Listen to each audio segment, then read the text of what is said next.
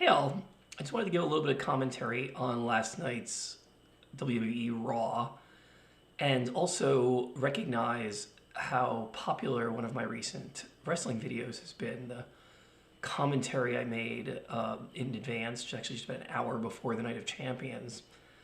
I was not expecting this, and I know that by the standards again of many YouTubers, this may be small, but I have gotten far more views on this little YouTube short I made making predictions about Night of Champions than in any other video I've made before. It's over 2,000 views now in a pretty short amount of time, and I'm thrilled for the attention. I also know that the way YouTube counts its views for shorts and the regular full-form videos is a bit different, and that more people may be seeing the shorts on phones and whatnot, and I'm still learning the lay of the land of this stuff. So I haven't seen anything like those numbers on my more traditional, longer form videos like this about wrestling. And I have no idea whether there's going to be a carryover effect, but I wanted to let people know that I hear people speaking that one of the things they want to hear me talking about is wrestling, and I like talking about wrestling, and I'm going to do more of it. No promises for a full schedule, but I do intend to make more commentary videos after individual episodes of Raw. Maybe some after Smackdown as well, although probably a smaller number just because I often have other things going on Fridays. I'm not always able to sit there and watch the whole Smackdown episode.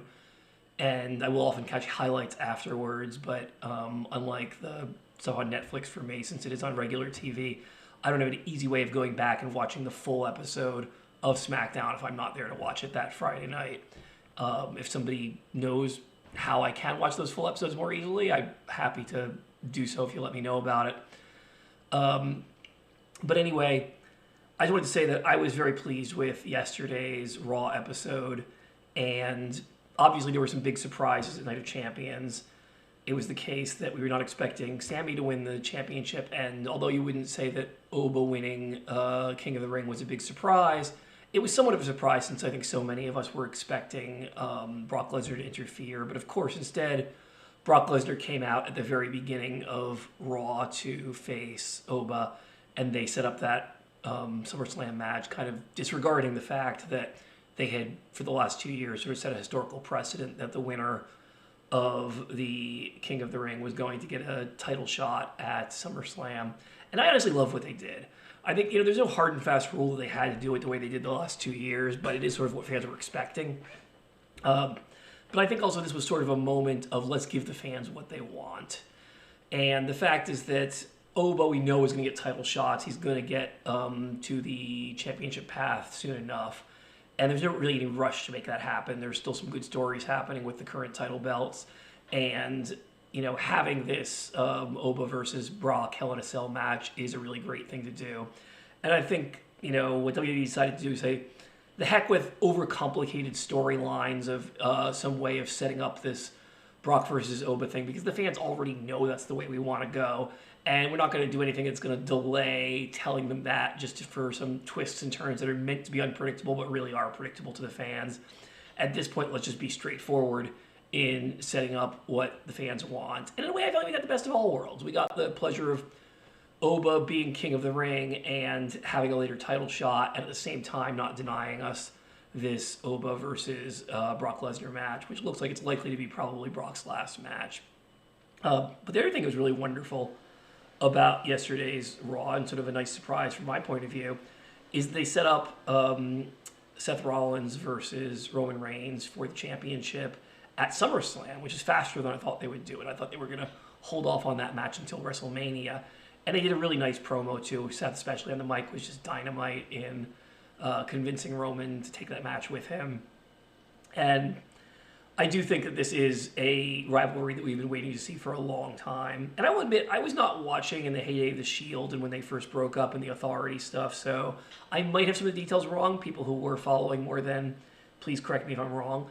But I feel like they've basically held Roman and Seth as the two biggest stars for a long time in WWE, having them each kind of hold down one of the two weekly shows for a long time. But they've kind of avoided having a full-on feud between them. They did have their Royal Rumble match a few years ago, and there was definitely a time when the Shield broke up and they had sort of a three-way feud with all the members of the Shield. But I don't feel like they've ever really done just a full Roman versus Seth extended feud. And that does seem like really rich ground here. And it could be that this particular SummerSlam match is just sort of finally having Roman get his redemption against Seth and beating him when he's never beaten him when the title was on the line before. And Seth putting Roman over in that way. But it also would not surprise me at all if this is the beginning of a more extended feud and there are a number of Roman and Seth matches possibly culminating in one at WrestleMania for the main event.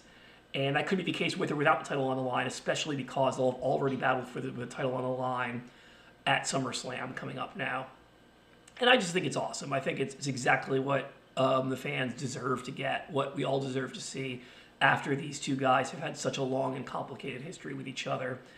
And we know they can put on great matches, and I'm sure that there will be great continued build-up for this stuff too.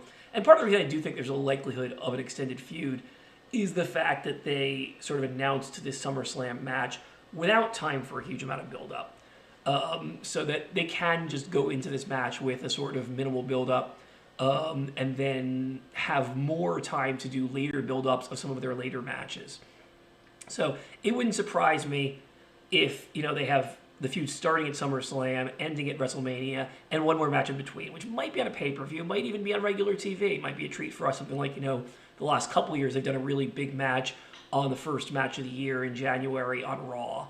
That could be the time again where they have like one of the big Roman versus Seth matches on that first match of the year, first Netflix Raw of the year. So we'll see what happens, but overall I am really excited about the direction this is going. And I think there's still a lot to be determined about what Sammy's going to do now, too. They did sort of hint that Jay may go after Sammy, which, of course, would be a great way to revisit their friendship and rivalry. And they already had that, WrestleMania main event with KO and Sammy and against the Usos. And there's a lot of rich ground to cover there. Plus, they have been hinting that KO is going to come back. Who knows exactly when that's going to be, but it's going to fit in at some point in this story. And actually, one of the commenters on one of my previous videos mentioned this too. There's sort of a hint about all of this. This new Sammy t-shirt that says "The Last Real Good Guy" is actually the same typeface as the Kevin Was Right t-shirt.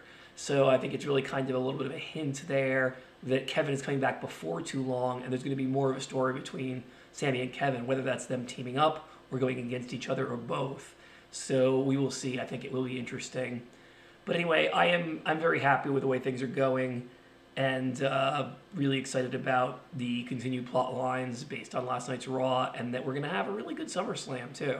I feel like the card is looking good so far with the early matches they've announced, notwithstanding the fact that they're doing a retread of Io and Liv, which is a little bit of a disappointment to me, and I get why they're doing it. I mean, they have not done the Io and Liv rivalry enough yet, so you could say there's definitely more work to be done there. But it's like, why did you have sort of two back-to-back PLEs with the two of them? And, I can also understand they don't want to break up the Io-Rhea friendship yet. But I do think there is a good story to be told at some point of Rhea finally getting her redemption against Io. So anyway, thanks for watching. Catch y'all next time.